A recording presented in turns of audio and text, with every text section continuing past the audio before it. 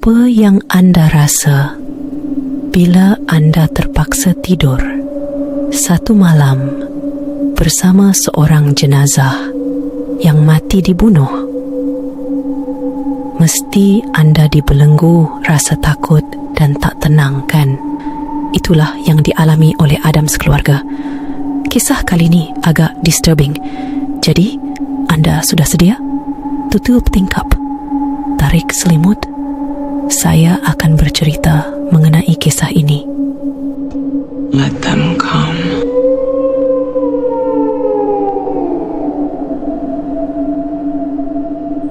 Suatu petang selepas asar, satu kampung digemparkan dengan penemuan mayat di sebuah bengkel lama. Dari keadaan mayat itu, ia mungkin sudah tertiarap di situ sekurangnya 2 hari. Padanlah kawasan itu dihurung lalat dan langau serta bau busuk mengalahkan bau bangkai. Udin menggigil ketakutan dan berdiri agak jauh dari tempat penemuan mayat itu. Dialah orang pertama yang menjumpai mayat itu beberapa menit lepas. Apa yang disangkanya harta karun, rupa-rupanya sekujur mayat yang sudah hampir reput. Pak Idris, selaku ketua kampung, memang mengenali arwah, tapi dia memerlukan pengesahan dari saudara mayat itu sendiri, yaitu Adam dan bapaknya, Pak Mahat. Adam dipanggil untuk mengenal pasti jenazah itu, memandangkan itu adalah saudara dekatnya. Memang betul, ni saudara saya. Pak Mat tak pernah menyangka yang arwah akan bertemunya dalam keadaan begini. Sudah beberapa tahun dia tidak mendengar kabar dari arwah. Adam memisu. Tiada kata yang terlafaz dari mulutnya. Dulu, dia dengan arwah merupakan kawan baik. Kemana saja, pasti bersama. Tapi hubungan mereka semakin renggang apabila arwah mula bergaul dengan anak-anak yang bermasalah. Arwah yang dulunya mendengar kata berubah menjadi lelaki yang keras kepala dan panas baran. Eloklah bawa ke rumah saya dulu untuk diuruskan. Saya akan maklumkan keluarga arwah pasal perkara ni. Eloklah tu. Saya pun dah suruh Razak call Murad. Pemandu van jenazah, Murad, akan tiba tak lama lagi.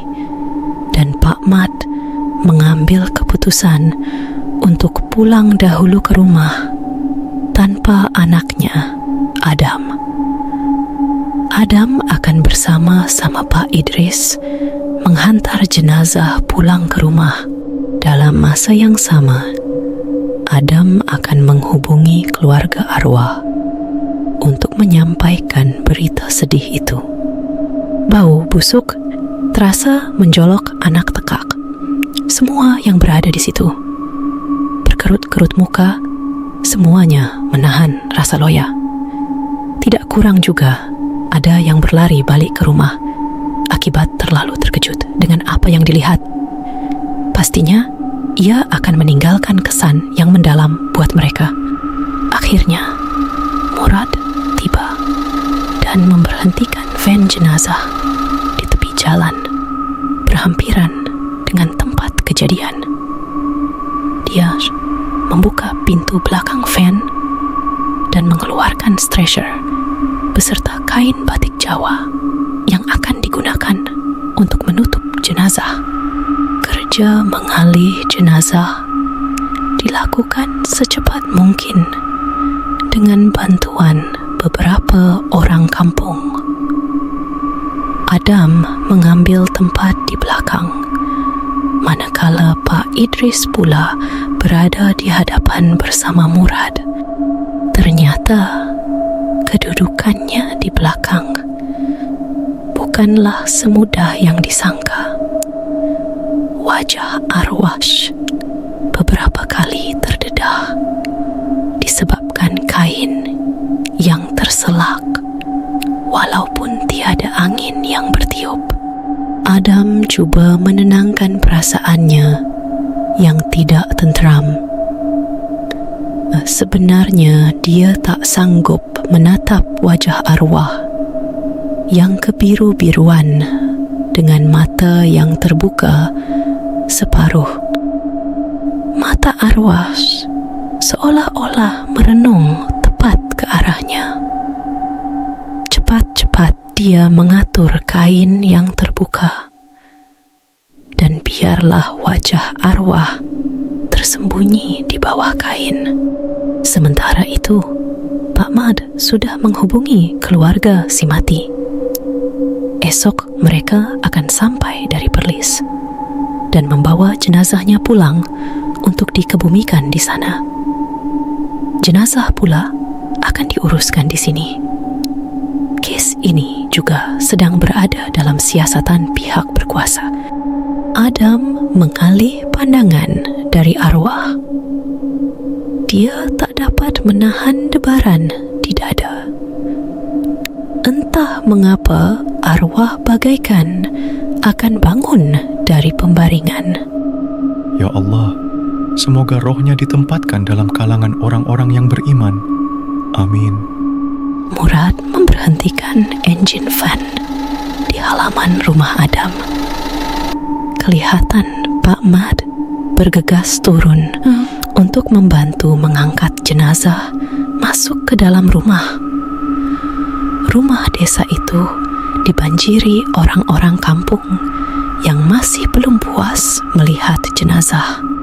Tak kurang juga ada yang gigih mengorek rahsia tentang bagaimana jenazah itu boleh terbunuh di kampung mereka. Apa yang pasti, hanya Allah, arwah, dan beberapa orang yang tertentu saja yang tahu. Adam bertanya selepas selesai mengangkat jenazah. Ustaz Jalani tak sampai lagi ke bah? Dan meletakkannya di dalam bilik air. Jenazah akan dimandikan di situ. Belum sampai lagi. Dah call keluarga dia kat Perlis? Dah, esok dorang sampai. Abah dah jemput orang-orang kampung untuk baca Yasin malam ni. Adam tak berkata apa-apa. Sesekali matanya menjenguk ke bilik air yang berada di dapur. Arwah ada di situ, berseorangan, sambil menanti kedatangan Ustaz Jalani untuk memandikannya. Mereka pernah berkawan baik sewaktu sekolah rendah dahulu. Rasa sayu tiba-tiba menyucuk di hati. Tiba-tiba, bunyi enjin kereta seseorang menarik perhatian semua orang yang ada di situ. Ustaz Jalani tiba dengan 2 orang pembantunya. Ketika itu, hari dah semakin senja. Ustaz Jalani disambut mesra oleh Adam dan Pak Mat. Tanpa membuang masa, Ustaz Jalani segera melangkah masuk ke dalam bilik air bersama 2 pembantunya beserta Pak Mat dan Adam untuk urusan memandikan jenazah. Apa yang Adam perasan, riak muka Ustaz Jalani sedikit berubah ketika melihat arwah. Arwah pun selesai dimandikan. Kemudian dia dibawa ke atas semula untuk dikafankan. Urusan tu dilakukan oleh Ustaz Jalani dan dibantu oleh orang-orang yang sama ketika memandikan. Arwah diurus dengan penuh tertib sehingga ikatan terakhir diikat di tubuhnya. Arwah dibaringkan di dalam bilik belakang rumah tersebut. Ruangan tu agak luas dan boleh menempatkan belasan orang untuk membaca Yasin nanti. Maafkan saya sebab kena pergi sebelum sempat baca Yasin sekali malam ni. Tak apa Ustaz, saya faham Ustaz pun ada kerja tempat lain lagi nak uruskan jenazah. Terima kasih sebab faham. Lagi satu Pak Mat. Kenapa Ustaz? Ada benda yang Ustaz nak bagi tahu saya ke? Tak ada apa sangat Pak Mat, cuma Adam yang berdiri di sebelah abahnya mula rasa tak sedap hati. Ustaz ni macam ada sesuatu yang dia nak beritahu pada mereka. Adakah ia tentang arwah? Cuma apa, Ustaz? Agak lama juga Adam dan Pak Mad menanti kata-kata yang seterusnya dari mulut Ustaz Jalani. Akhirnya, Ustaz Jalani sekadar mengukir senyuman pahit dan meminta diri. Pak Mat tak berasa pelik, tapi Adam terus dicengkam dengan rasa tidak tenteram. Rasa seram mula menjalar ke setiap urat sarafnya. Selepas waktu maghrib, bacaan Yasin beramai-ramai mula berkumandang. Adam duduk di sebelah abahnya. Dalam dia membaca Yasin, matanya tak lekang dari memandang arwah yang berada di hadapan mereka. Tali yang mengikat arwah terbuai-buai ditiup angin dari tingkap yang terbuka. Adam tersentak tatkala melihat kain kafan di kepala arwah seperti bergerak-gerak, bagaikan arwah sedang bernafas. Abah... Ya, apa dia? Apa nampak tak tu? Nampak apa? Perbualan anak beranak tu berakhir di situ, sebab ia menarik perhatian orang kampung. Khawatir akan menakutkan dorang, Adam akhirnya bertindak mengunci mulut. Lagipun, tiada apa-apa yang berlaku selepas tu. Adakah dia cuma berhalusinasi? Selepas orang-orang kampung dijamu dengan sedikit kudap-kudapan, mereka semua beransur pulang, sorang demi sorang. Ruang yang sebelum ni meriah, kini bertukar sepi. Pak Mat masih bersila membacakan Yasin sebagai hadiah untuk si mati. Mak Leha, isteri Pak Mat, mula menutup dan mengunci kemas pintu utama, manakala menantunya, Eja, iaitu isteri Adam, sedang sibuk mengemas di dapur. Tiba-tiba, bunyi suara mengerang yang datangnya dari bilik air mengejutkan Eja.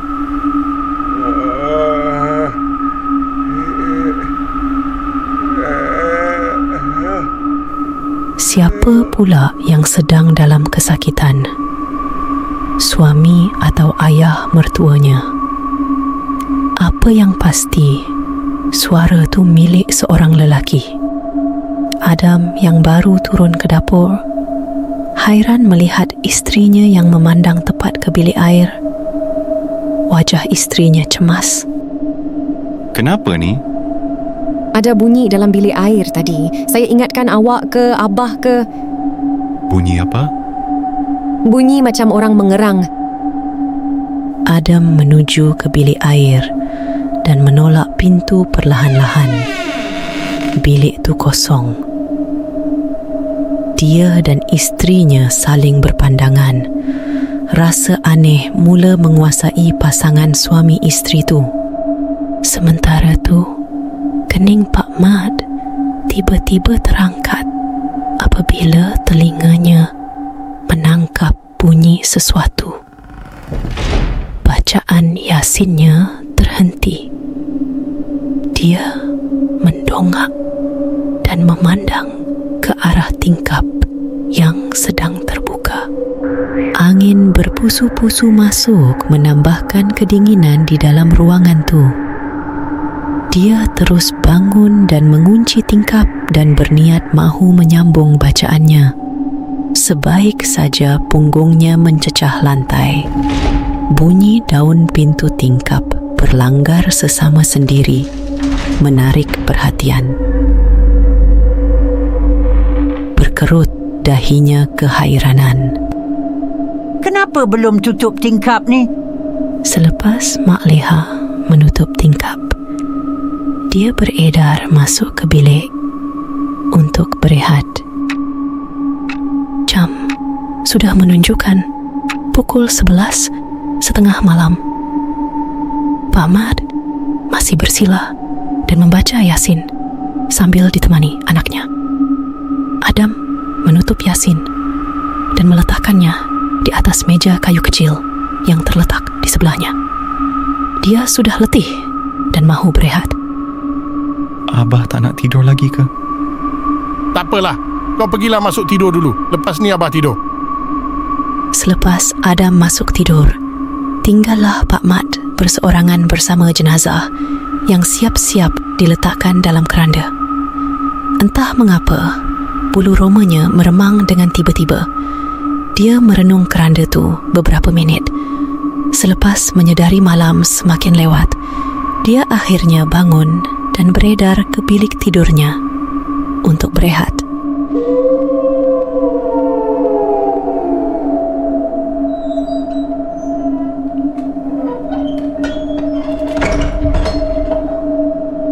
Bunyi aneh yang kedengaran dari bilik sebelah menyedarkan Pak Mat dari lena.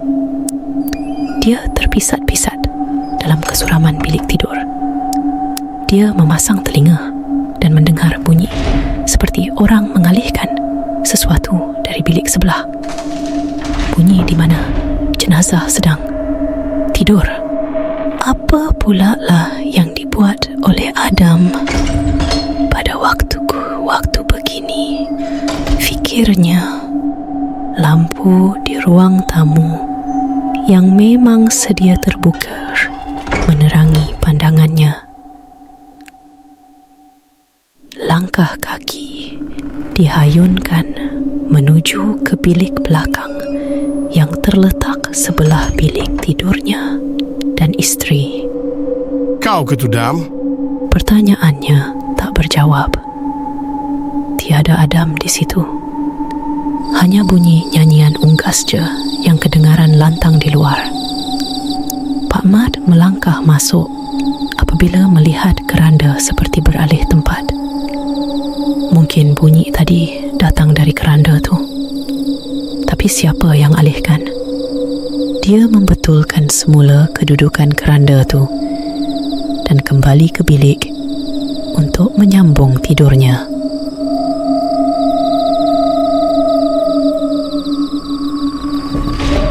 Sekali lagi, tidur Pak Mat terganggu oleh bunyi yang sama. Kali ini, dia tak membuang masa dan bergegas keluar untuk melihat apa yang sebenarnya berlaku. Berderau darahnya apabila melihat kedudukan jenazah dalam keranda sudah berubah.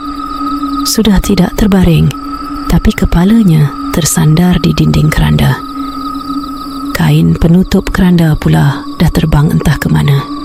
Pak Mat melangkah masuk dan mencari kain penutup keranda berwarna hijau. Tak kelihatan di mana-mana. Puas dia tertunduk-tunduk mencari, tapi tiada dalam bilik tu. Siapa pula yang ambil kain tu? Pelik betul. Abah cari kain ni ke? Astaghfirullahalazim. Terkejut Abah. Kau rupanya Adam. Mana kau jumpa kain tu? Tadi saya dengar bising-bising. Saya keluar, tengok kain ni ada atas meja kat ruang tamu tu, bah. Masya Allah. Dah, meh sini kain tu. Tolong Abah betulkan semula kedudukan jenazah ni. Okey, bah. Siapa pula yang buat arwah macam ni? Soalan Adam tak mampu dijawab oleh Pak Mat. Dia sendiri pun tak tahu siapa yang punya angkara. Tiada siapa di rumah tu, melainkan mereka 4 beranak saja. Rasanya tiada siapa yang berani mengusik jenazah tu.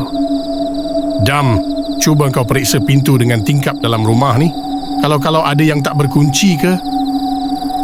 Adam segera ke dapur untuk memeriksa pintu dan tingkap dapur.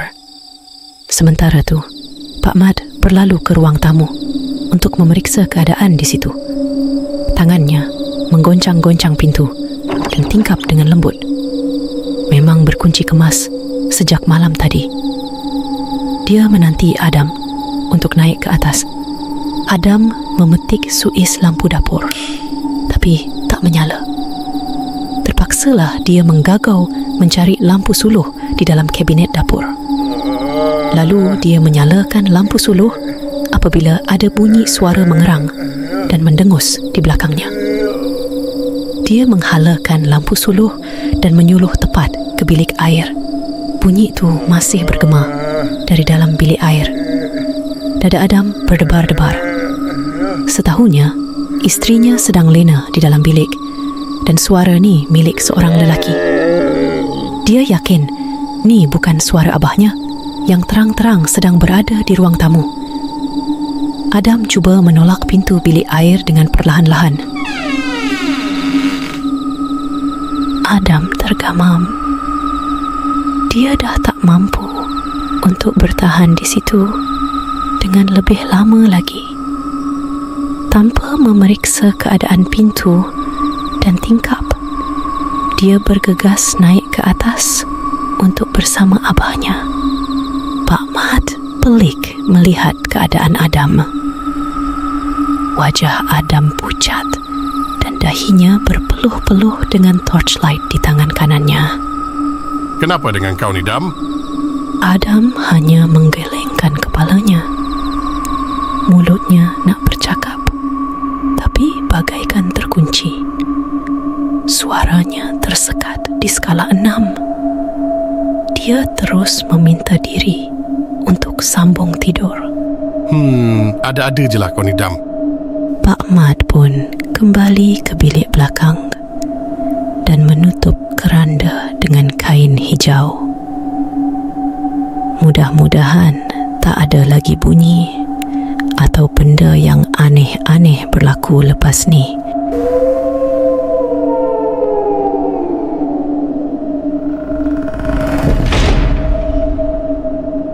Pak Mat kembali tersentak. Bunyi yang sama berulang kembali. Apa pula kali ni? Bunyi apa tu, bang? Pak Mat tak menjawab soalan Mak Leha. Dia terus bangun dan meluru keluar. Dia bertemu anak dan menantunya di ruang tamu. Bunyi apa tu, Pak? Tak tahulah. Mari ikut abah. Kita pergi tengok. Adam membuntuti Langlah, abahnya, dengan rasa seram sejuk. Eja dan Mak Leha pula berpelukan di belakang. Sejuk lain macam pula rumah mereka dini hari itu. Daun pintu pun ditolak oleh Adam dengan perlahan. Allahu Akbar. Jenazah kini sudah keluar dari keranda.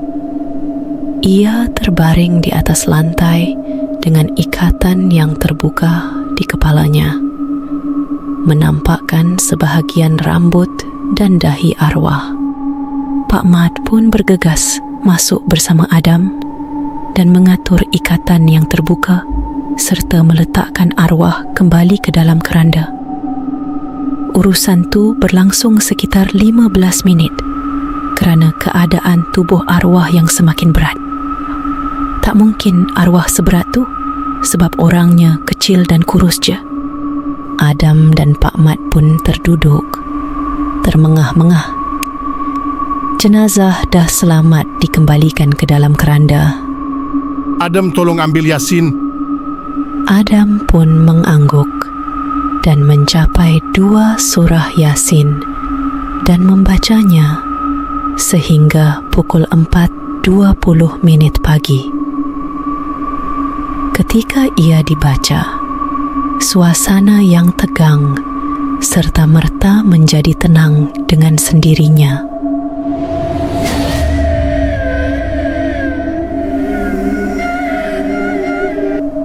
Empat beranak tu sekali lagi dikejutkan oleh bunyi dahsyat yang datangnya dari bilik belakang. Ada suara lelaki melolong-lolong dengan bunyi keranda yang beralih ke sana ke sini. Setahu Pak Mat, dia dah mengunci bilik tu sebelum masuk tidur tadi. Kali ni, dia tak terus meninjau keadaan bilik tu. Isteri dan menantunya sudah menggigil dan berdiri dekat pintu utama sebagai persediaan. Manalah tahu kalau arwah bangun. Adam, pasang ayat kursi. Cuma ayat-ayat suci je yang boleh hentikan perbuatan syaitan iblis ni.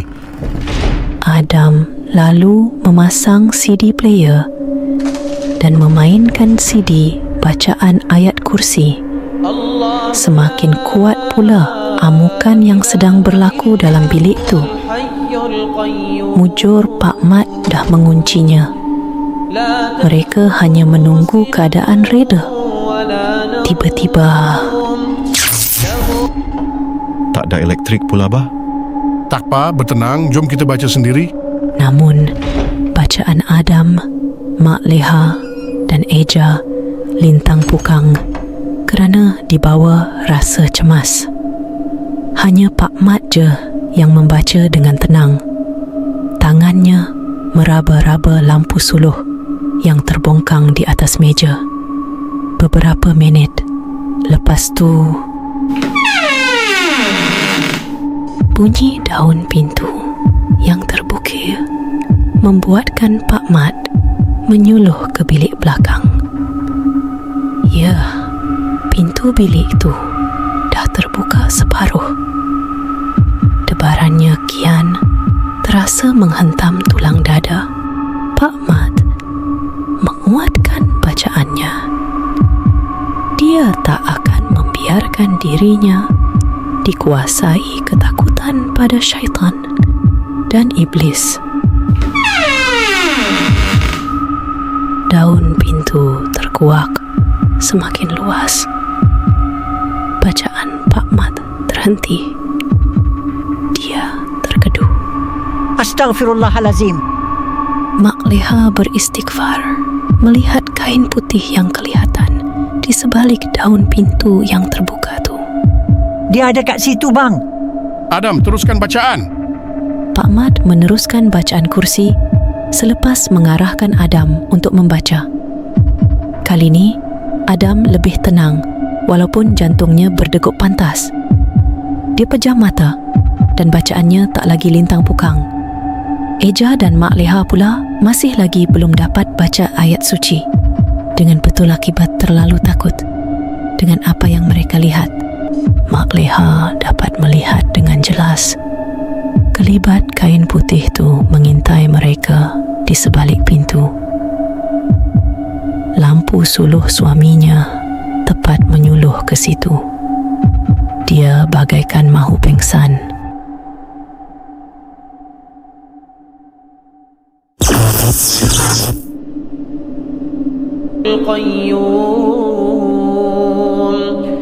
Arus elektrik kembali berfungsi melegakan mereka.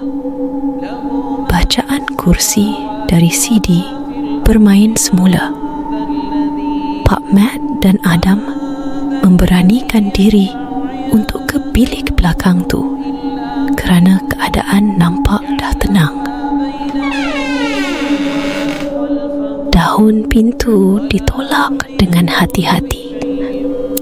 Jenazah masih berada dalam keranda dan keadaan bilik tu juga kemas. Tiada apa-apa yang diusik. Kesudahannya, mereka tak dapat melelapkan mata sehingga pagi. Selepas subuh, dalam pukul 8 pagi, keluarga arwah tiba. Sempat mereka duduk berbual sejam 2 dan terus bertolak pulang kerana tak naik menangguhkan urusan pengebumian arwah. Apa yang berlaku sepanjang malam tu tidak diceritakan. Biarlah ia menjadi rahsia saja. Mereka khawatir akan mengaibkan jenazah dan keluarganya. Akhirnya, jenazah selamat dibawa pulang ke Perlis. Pak Mat kembali mengunci kemas bilik tu. Entah mengapa, ia seperti meninggalkan satu kesan yang mendalam kepada dirinya dan keluarga. Ya Allah, ya Tuhanku, semoga Kau mengasihi roh arwah. Amin.